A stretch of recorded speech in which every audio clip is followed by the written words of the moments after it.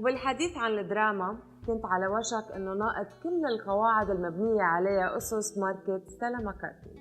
So before you entered the room, we sort of had a drama, a fashion drama. I wanted, like I was wearing a leather jacket and somebody said, oh my God, no, Stella dress and a leather jacket. I'm like, what was I thinking? So from the very beginning, you did not use fur or leather in an industry that is based on fur and accessories. Yeah, no, I never have. How did that happen?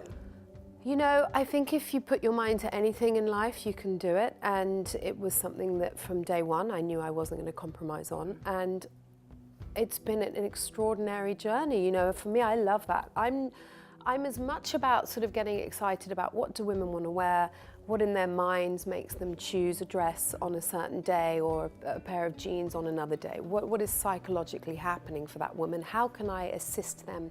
How can I make life better and happier and easier for them? That's one of my jobs.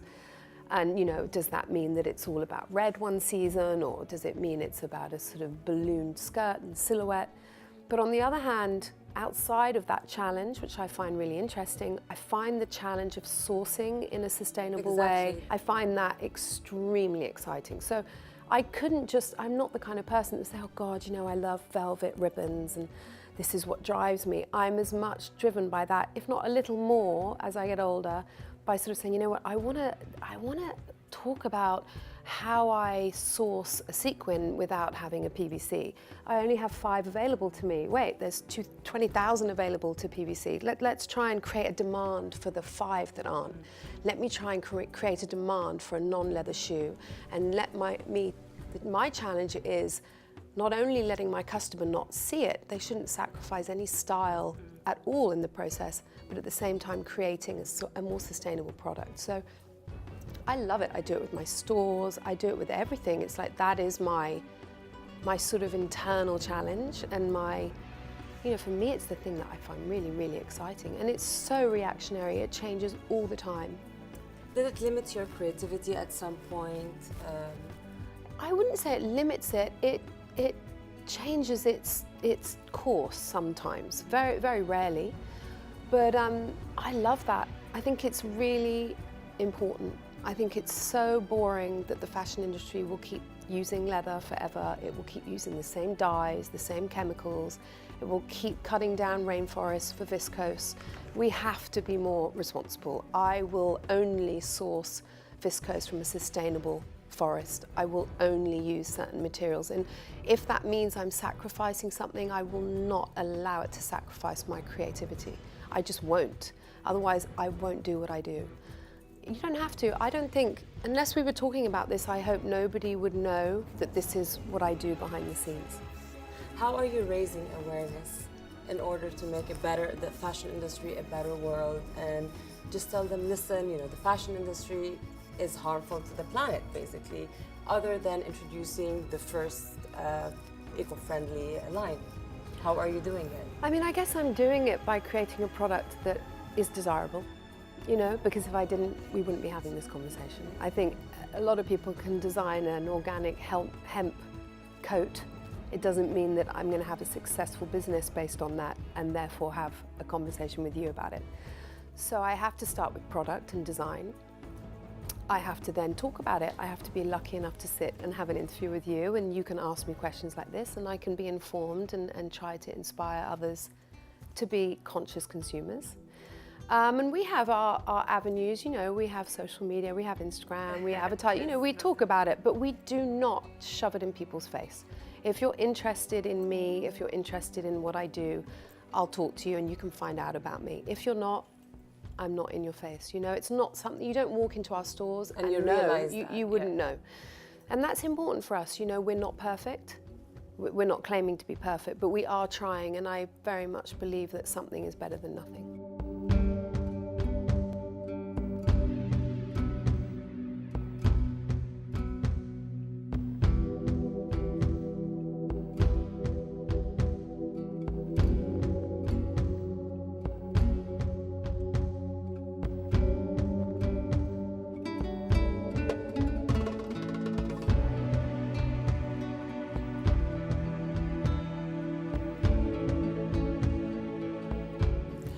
Speaking of inspiration, you're all for women empowerment, whether it's through your designs that are free, they're practical, they liberate women, or through your work with several charities throughout the years.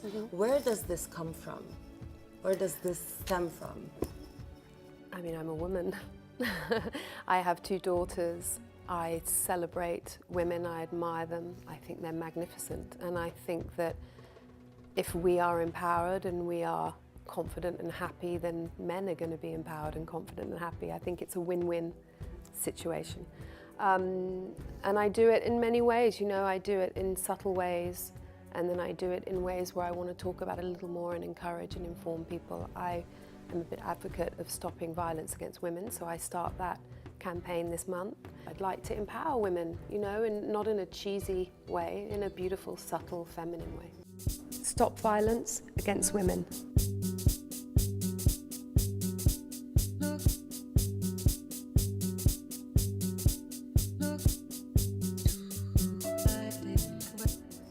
The codes of the brand range from being masculine to super feminine. Where did you get all these inspirations from?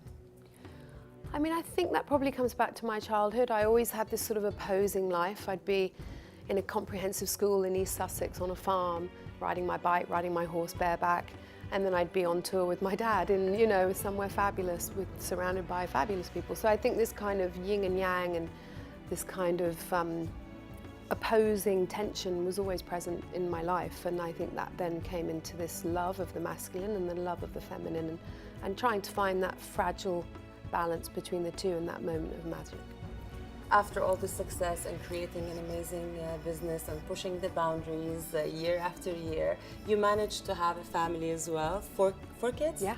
How did you manage to do that? I managed to do that by finding a wonderful husband. I have a great team of people that support me. You know, I always say I could not do what I do if I didn't have people helping me do it. You know, I would never be so stupid as to think I could do this on my own. So I think there's a good mixture between the balance of life, organisation. I have to be really organised and I work hard, but at the same time I have a great team to help You're me. definitely an inspiration for a lot of designers. What is the piece of advice? I'm sure a lot of people would ask you the same question for upcoming designers, since we are in a city that is growing and the fashion industry is growing. What would you say is the core of success? I think working hard, having talent, knowing your talent, knowing where to use your talent, being true to yourself, you know, and trying to, you know, I think being true to yourself is really a big one. I think if you're trying to be something that you're not, it'll ultimately fail. So I think those 3 things, trying to do it in a conscious way. I think the only way forward is to be conscious. Where would you like to take your brand in the future?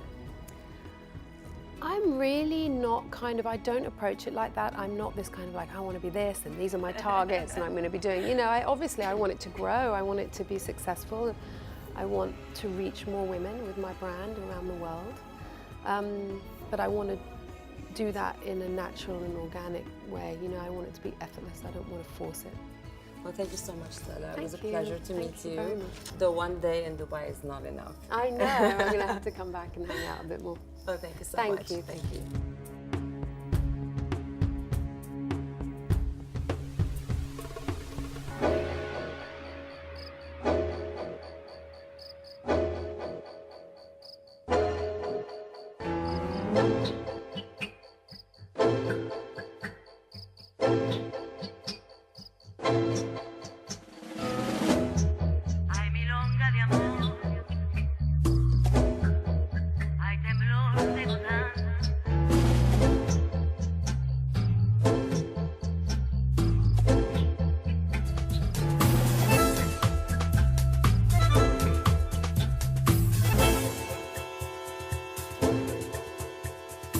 وهيك رحبت ستيلا ماكارتني بالفانز بدبي خلال هالحدث الخاص. See you next week.